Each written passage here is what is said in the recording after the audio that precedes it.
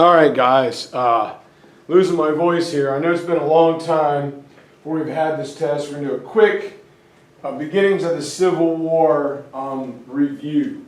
Okay, the test will be Monday or Tuesday. Listen for that podcast. But at this time, the Civil War, I think, is something that a lot of people know of. They don't necessarily know a lot about it. So what caused the Civil War? Well, number one, we have the people who interpret the Constitution of states' rights, the rights that individual states have. Some have the nullification argument that, people should be able to declare certain contractual obligations, such as like the Constitution and other things, as null and void. Like we should be able to get out of this if we want to, or there should be an escape clause. 3 is preserving the Union, keeping the new country together. But the biggest issue, whichever one of these you want to use, is slavery. And slavery, all other things could be resolved diplomatically, legally, except for the issue of slavery. And at the time, there's the concept of machismo. You remember we used Griffin here, and that is manliness. So you are not able to back down, even if you are proved wrong. Backing down is a sign of weakness, so you just can't do it. And so this is going to set us on a collision course for what we will know as the Civil War. And the big issue, as I said, is slavery. Slavery has existed throughout time, from the Great Wall of China to no civilization rose more on the backs of slaves than ancient Rome. So it's been around. Normally you are a prisoner of war, you become a slave. But it doesn't mean that slaves are always mistreated. Now in colonial America, at first the idea of indentured servitude was popular, where you have your journey paid for from Europe to the United States, where you have to work for a period of 5 to 7 years before, working as a servant, before the person who helped you has to give you money or land to get you started. A lot of the infrastructure was built this way, but at the end, you've got to release your labor and you've got to pay them.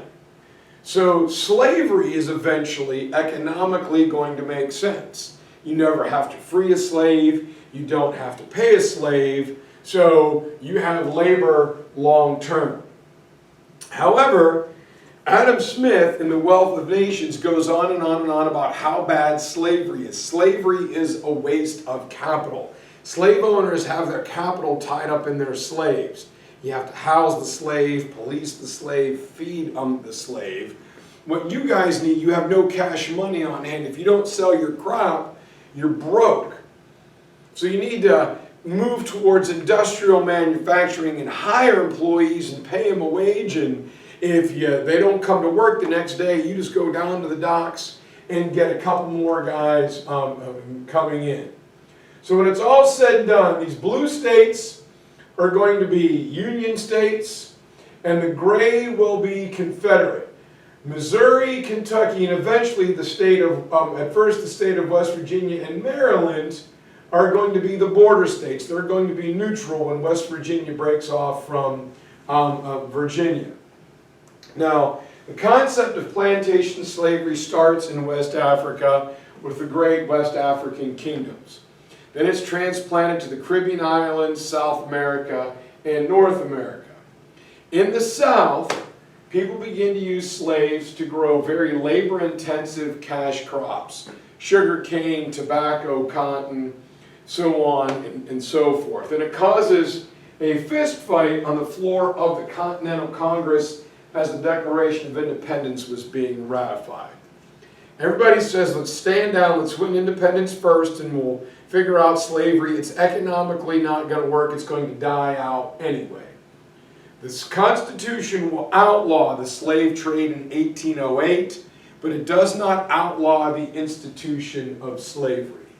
And it's here very early on that the country begins to divide. The North invests in industrial capital. In the South, well, it's what Grandpappy did and Great-Grandpappy did. If it ain't broke, don't fix it.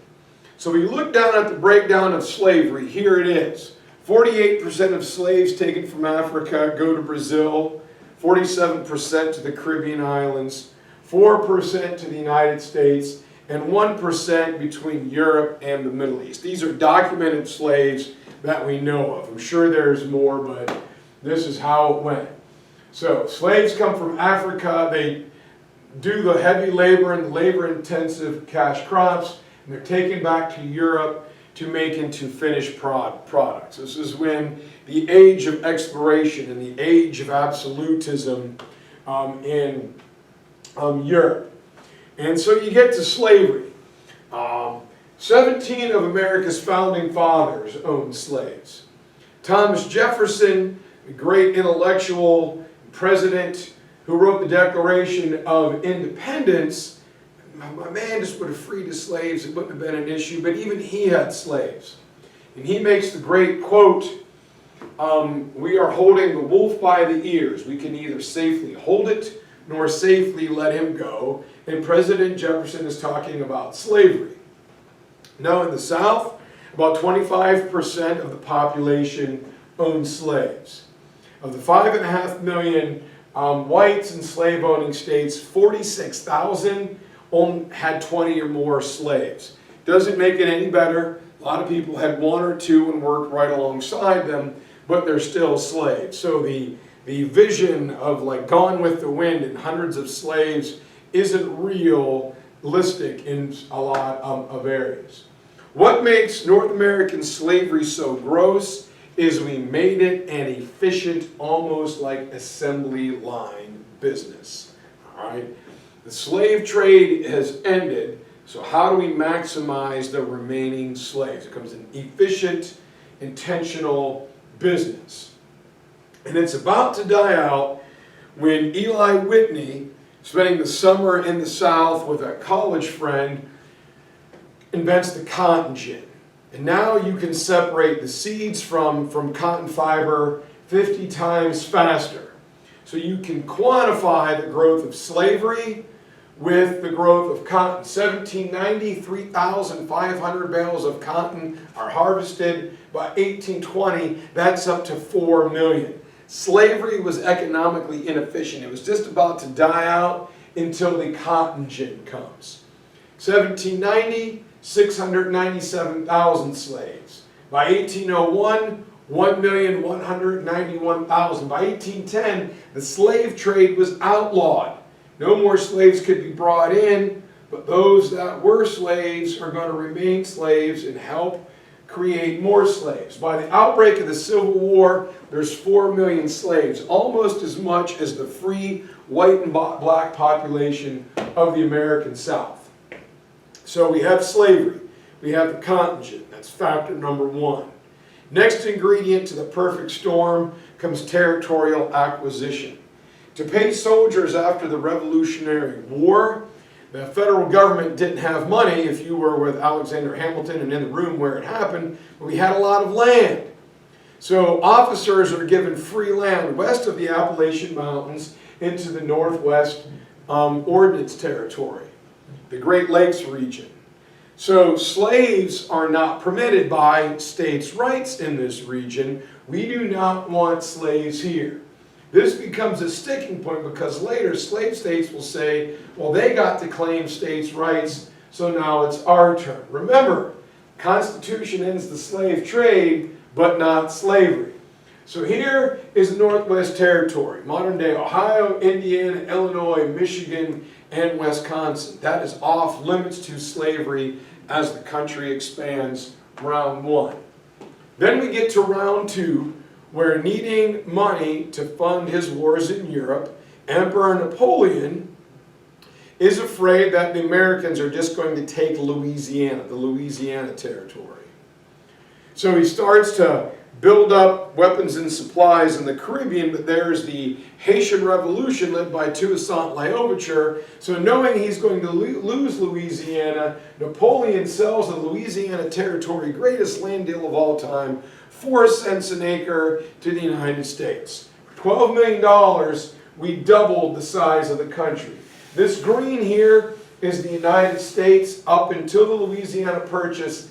Now we get all this. And Lewis and Clark can go exploring. But more land means more trouble, because originally the Northwest Ordinance Territory closed off slavery, so now we should be able to take slaves here.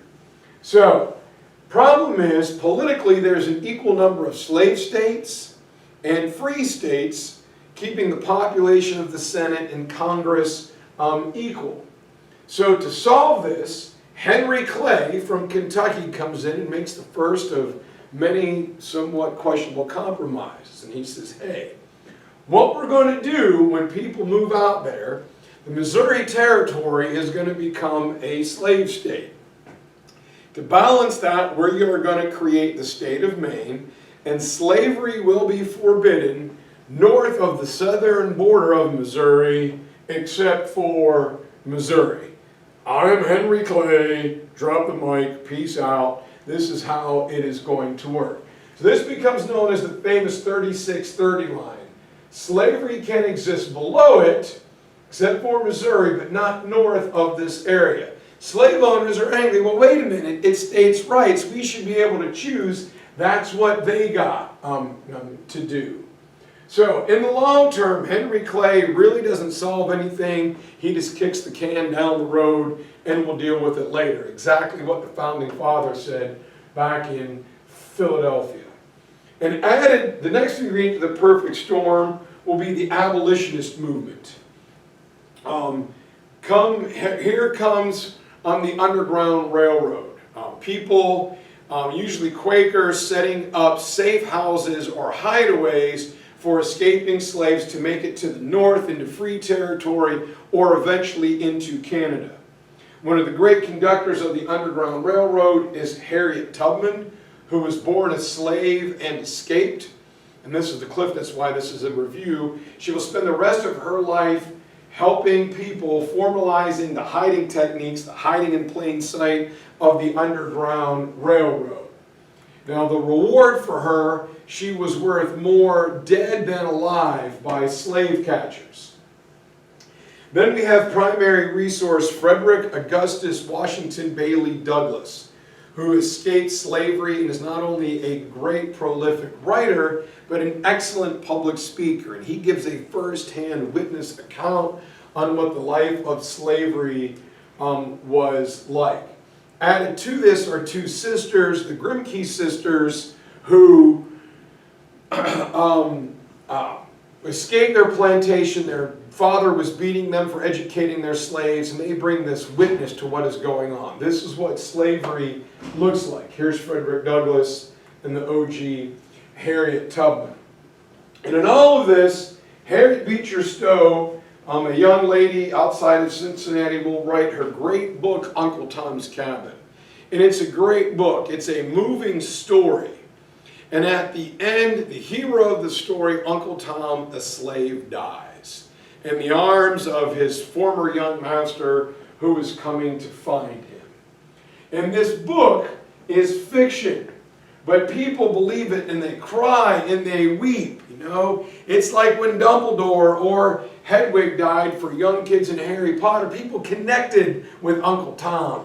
And it turns the political issue of slavery into an emotional one. And all of a sudden, people who didn't care are now in. All right? They're frustrated and they're angry at the evil Simon Legree, who was the overseer. And the people in the South are like, whoa, wait a minute. We're not all Simon Legree. She made that up. Oh, no. We know you tobacco-chewing Simon Legree. That's how all you guys in the South are. Southerners are like, well, if you hate us that much, then just let us go. We really don't care.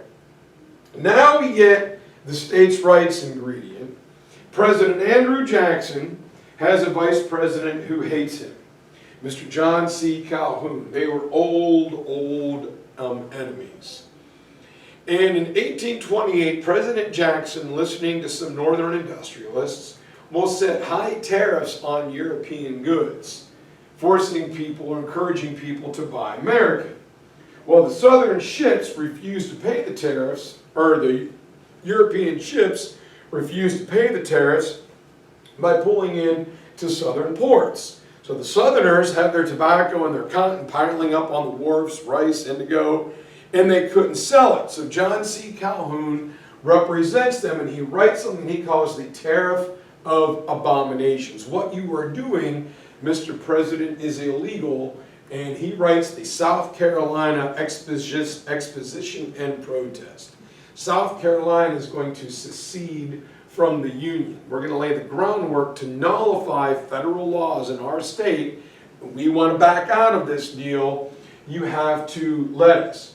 Calhoun says this is what the Founding Fathers did when they broke away from England. So it looks like there's going to be war in 1832, but Henry Clay comes in and mediates a halfway decent compromise. As Jackson says, disunion by force is illegal. He sends 50,000 soldiers down 95. They're just about to south of the border, and there's soldiers in the big sombrero. Shooting is about to start, and they calm it down. Clay says, look, this is what we're going to do. Slowly over the next 6 months, we're going to roll back the tariffs. President, you can say you helped out your northern buddies, and Calhoun, you can say you helped out your southern states, and it's win-win. But we were almost fighting almost 30 years early.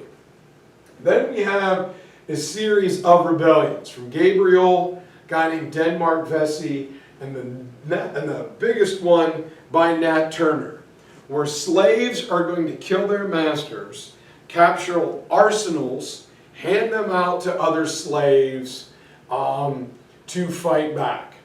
And all of these rebellions will be put down. And after each one, the few remaining rights that slaves had, like having church on Sunday and getting one day off and some being able to read and write, are taken from them. As that is going after the Richmond Army, the militia calls out, and he and his men are shot, captured, or they are all hanged. And there's new laws as reprisal. While that is going on, the next bit of territorial expansion happens.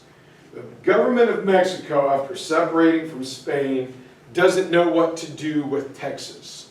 So they encourage American settlers to come into Texas to get rid of the bandits and chase off the Indians and build an economy and infrastructure. If they did it, they could have this land.